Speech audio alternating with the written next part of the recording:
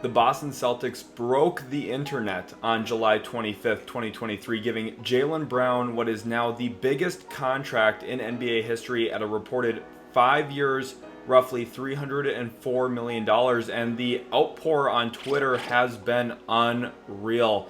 Everyone freaking out about probably the second best player on the Boston Celtics now breaking the record for the biggest contract in NBA history. But I'm here to tell you, not only was it the right move for the Boston Celtics, it's a genius move for the Boston Celtics, and there are plenty of reasons why. We're going to jump into that here in this video. If you guys do enjoy this content and you find it informational and beneficial for your understanding of the NBA and the NBA CBA, make sure to leave a like on the video and also subscribe to the channel for more. And I think the best place to start is right in the NBA CBA, because I see everyone freaking out about that number, $304 million. And yes, that is multi-generational money.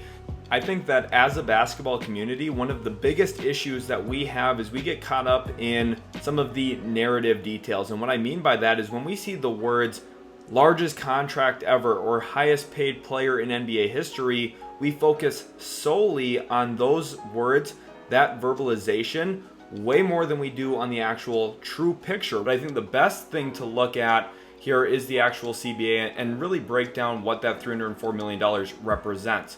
And it's not that crazy. It's not as crazy as it seems at face value. And the reason for that is because of the designated veteran player extension. Means an extension of a contract earned into between a team and its designated veteran player. This situation is the Boston Celtics and Jaylen Brown, that covers 6 seasons from the date the extension is signed. Right now, Jaylen Brown has 1 year left on his deal, signed a 5-year extension, so there's your 6 seasons, and provides for a salary of the first salary cap year covered by the extended term equal to 30% at minimum or 35% at maximum, or such other percentage between those two agreed upon the team and the player of the salary cap in effect during the first season of the extended term. So not the 2023-2024 season, but the first year of that extension, which is going to be 2024-2025. Annual increases and decreases in salary in a designated veteran player extension shall be governed by Article 7, Section 5A3. Now, using bird rights, the extension number is going to come in around 8% using bird rights. That's the normal annual increase you typically see throughout most contracts. And again, the number freaks everyone out, but this is the most important thing.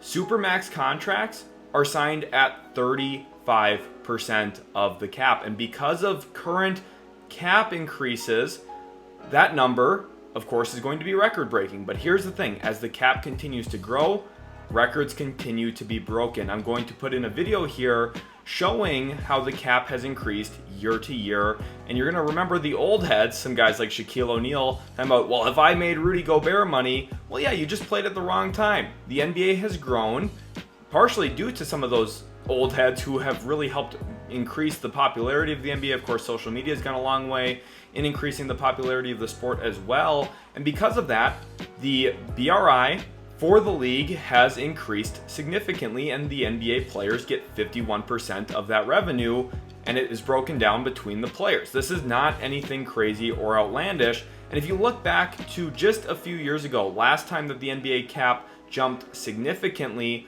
Mike Conley broke the record. That's right, Mike Conley, one-time All-Star, at that point had never been an All-Star, and the only All-Star really that he made was kind of an honorary All-Star game. He at one point broke the record for highest paid player in NBA history, because it's all about when your contract expires and if you can kind of luck into the right situation when the cap's about to jump, which is exactly what happened here with Jaylen Brown. The reactions to Mike Conley were very, very strong. And I remember I was a teenager when Mike Conley signed his contract. I could not believe that he was making north of $30 million.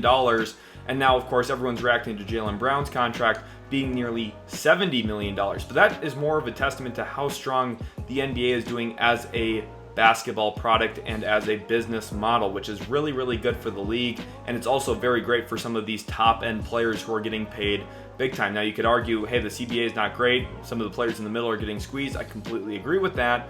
But this is just the reality that we're living in. So if you want to sit there and say, oh, the Boston Celtics got screwed, no, they did not. This is the way that it's working, and the NBA cap is going to continue to jump. In that video, you saw the projections for where the cap is likely going to go over the next 5 to 10 years. The cap is going to continue to expand and grow. There's going to be a brand new TV deal, and it's going to spike. And because of that, players are going to make record money. At some point in the near future, we are going to see a player get paid north of $100 million for a single season. And again, saying that right now sounds crazy. That's the pathway we're on, though. Remember, just a few years ago, Mike Conley was making just barely north of $30 million, and it was internet breaking. Now, Jaylen Brown's close to $70 million in a single season. And Jaylen Brown is somebody who has deserved and earned that Supermax through his play, being a multi-time All-NBA player, multi-time All-Star. He's been a part of a lot of winning teams. And people could say, oh, well, he doesn't drive left. Yes, okay, first of all, yes, he does. He drives left just fine. He's not a great driver of the basketball to his left hand, but there's a lot of other players who are on massive contracts that have huge flaws as well that we're not freaking out about. And I think a perfect comparison to that, I'm going to put two cap tables up here on the screen. One of them is Jaylen Brown. The other one is Karl-Anthony Towns. And as you can see, year by year, they are essentially the exact same contract. The only difference here is one of them was quote-unquote record-breaking because Jaylen Brown signed his extension 1 year before his contract ended, so he had a 5-year extension. Karl-Anthony Towns signed his Supermax extension for 4 years, 2 years before his contract ended, so his number wasn't in the $300 million range because it was a 4-year extension, not a 5-year extension, even though the annual values look extremely similar. And I would say one really important thing here, the Boston Celtics did not give Jaylen Brown a player option. And you might say, well, why does that matter? It's $70 million.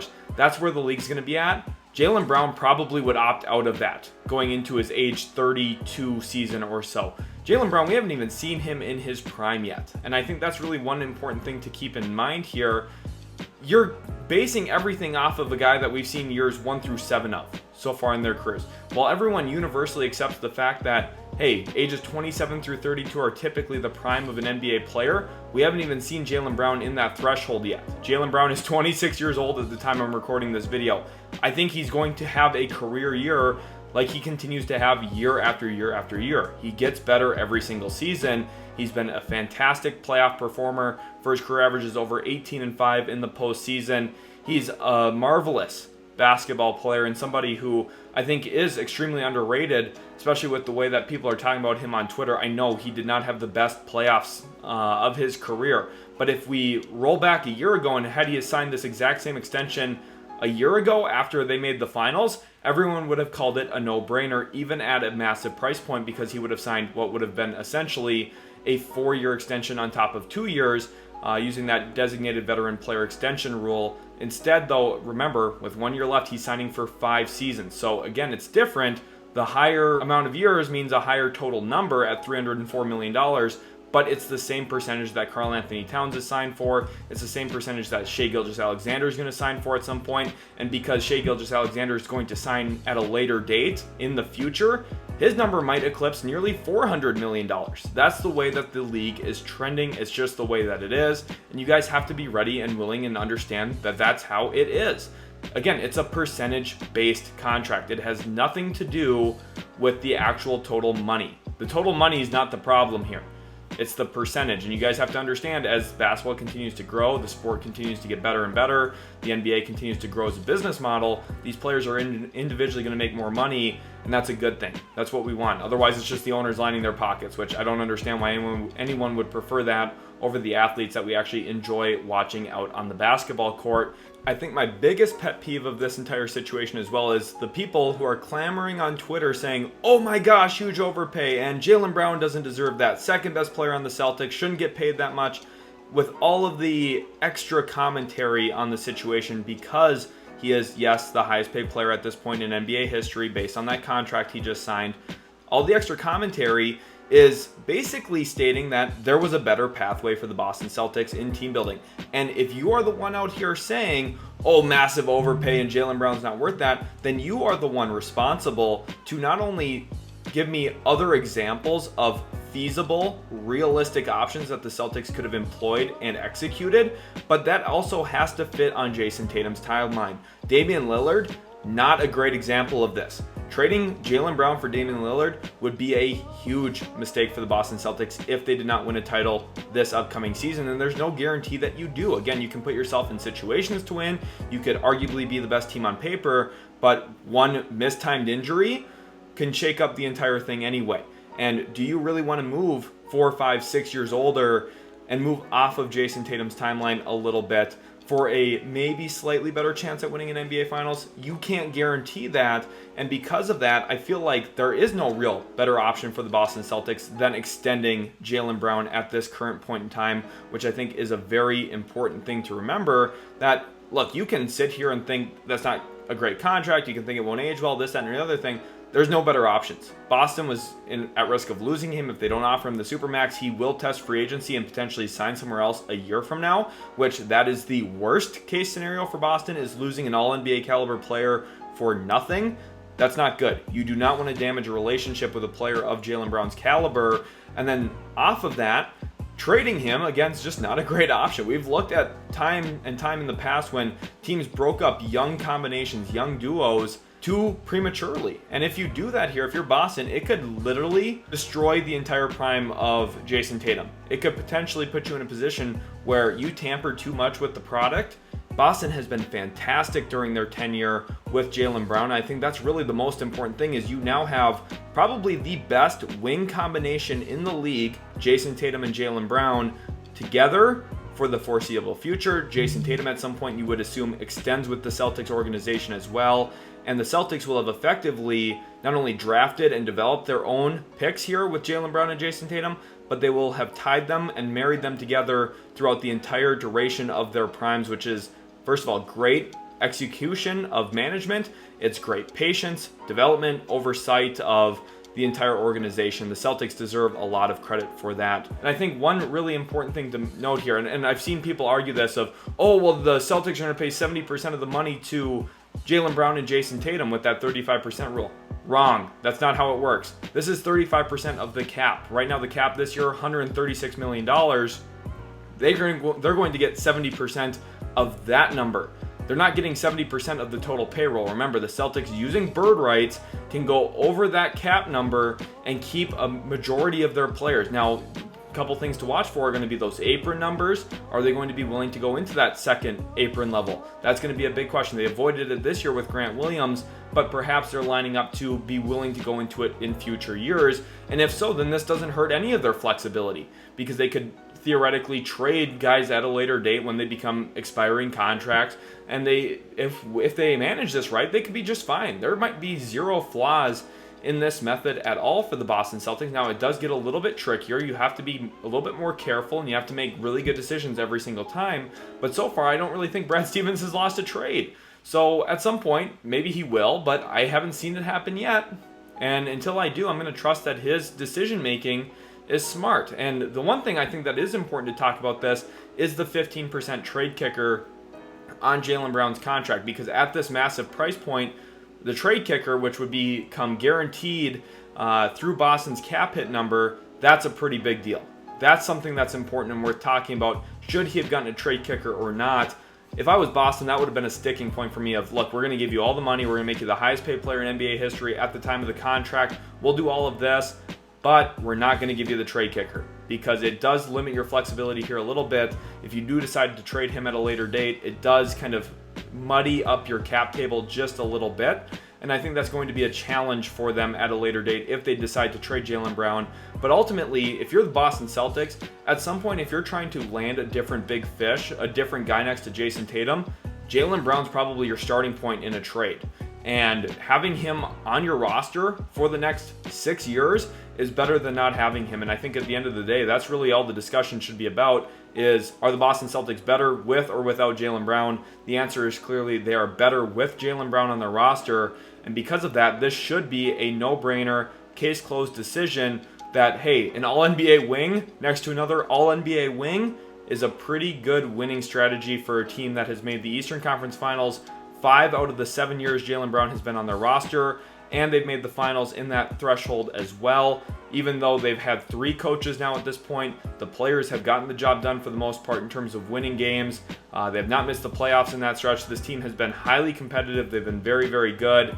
And I think realistically, the Celtics are a team that they're going to remain contenders throughout the entire duration of Jaylen Brown's contract, which that's the whole point of doing what we're doing here. This is the whole point of drafting. It's the whole point of development. It's the whole point of trading for players. It's the whole point of signing players, is to win.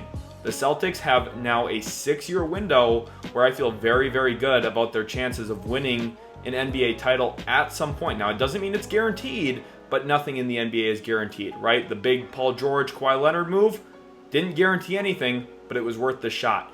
You look at Anthony Davis to the Lakers, didn't guarantee anything, but it was worth a shot. And they ended up winning one. So it can go one of two ways. It can, but you want to put yourself in the best situation to win. And I think we all universally acknowledge that the Celtics are better with Jaylen Brown than they are without him. He's a top 25 player in the world, I think, undoubtedly. And going forward, he hasn't even hit his prime yet. I think that's really the most important message I have here, that this guy could be a really special player.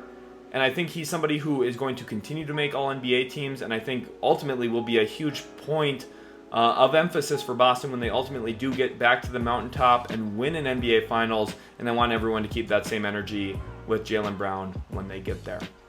Thank you all so much for watching. I hope you do enjoy the video. If you did, make sure to leave a like, subscribe to the channel for more content like what you saw here, and we'll catch you in the very next Utility Sports video.